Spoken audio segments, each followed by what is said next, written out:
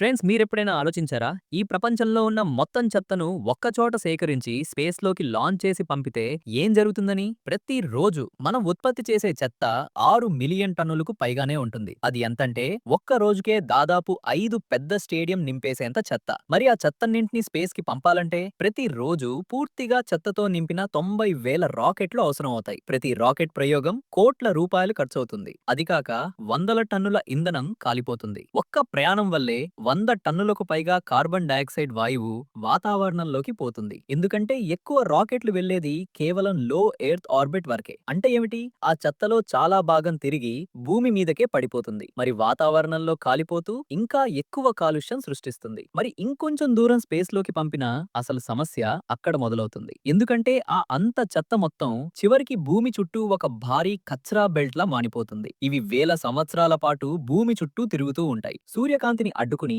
ఆకాశాన్ని పూర్తిగా కాలుష్యంతో నింపేస్తాయి.